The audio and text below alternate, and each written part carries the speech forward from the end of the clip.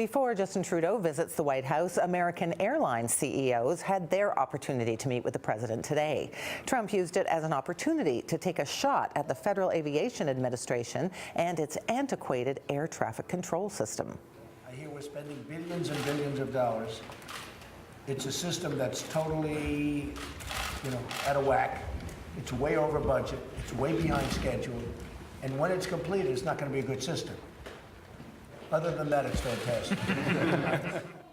Well, many of Trump's actions of late have been met with swift criticism from opponents. Hinting at FAA reform is far less controversial. It's an idea that's been floated in the past and has received bipartisan support. And the very model that's been floated to modernize air travel in the U.S.? Why, none other than the one used when we fly in this country. Ottawa privatized air traffic control operations in 1996 when NAV Canada began operations. Since then, the ideas and software that power it have become a world leader for managing air travel. Joining us now is Marc Scribner. He's a senior fellow at the Competitiveness Enterprise Institute. So now, Marc, tell us what is so wrong with the air traffic system right now in the United States? Well, thank you for having me. Really, it's institutional. So the United States is one of the few industrialized countries left in the world that still has its aviation safety regulator managing its airspace. That poses conflict of interest challenges. If you have a safety regulator, they may be more interested in being extremely cautious as opposed to running a 24/7 business, which is what air traffic control is. Oh, safe and air traffic, I don't understand the disconnect there. It's not necessarily that there's a disconnect between safety and operating the system. It's that safety regulators have different incentives than operators of the national airspace. But is it true that some of the systems and technology they're using in the U.S. dates back to the 1960s? Oh, absolutely. The systems we have in place, we have a radar-based system. We're attempting to move in the direction of satellites under a program called NextGen, but that has to date been a complete failure. And we're really trying to emulate the Canadian model and uptake some of these technologies that so far much of the rest of the world, with Canada being the leader, has begun using. And we in the United States, in the case of many of these, do not know when or even if we're going to be able to use those as long as air traffic control is under the FAA.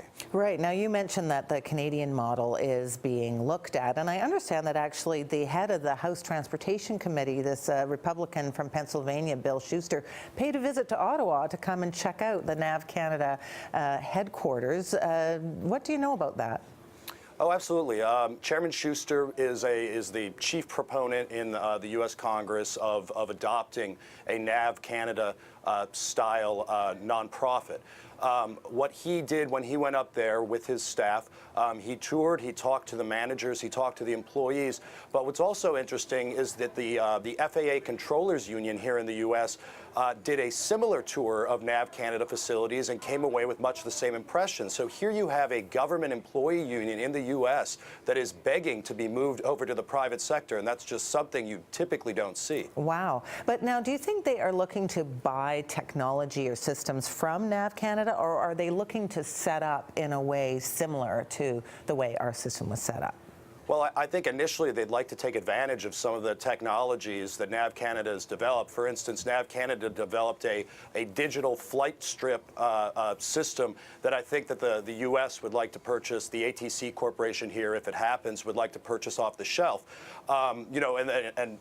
Speaking to that, the United States still uses paper flight strips to track aircraft in our skies, and the FAA doesn't believe that they're going to be able to transition to a digital system until at least 2025. But going forward, I think that they would like to take advantage of the model as NAV Canada has and develop their own technologies and market them to the rest of the world and compete with some of these more advanced air navigation service providers like NAV Canada. I'm just thinking some people who are watching this interview might be thinking, all this time I've been flying in the States and they have this terrible system. But it's not that it's unsafe, it's just that it's not very modern. Absolutely. It's a very safe system in the United States, but we're really shooting ourselves in the foot in terms of efficiency. We have a very dense airspace in the U.S. relative to Canada and many other countries, particularly, say, in the Northeast. Right now, we cannot take advantage of that space because we don't have the technologies. So what that means is more delays and less efficient routing, which also contributes to increased greenhouse gas emissions and wasted fuel. Boy, lots to fix there. All right, thank you so much for being with us. Thank you. It was my pleasure. Marc Scribner is a senior fellow at the Competitive Enterprise Institute.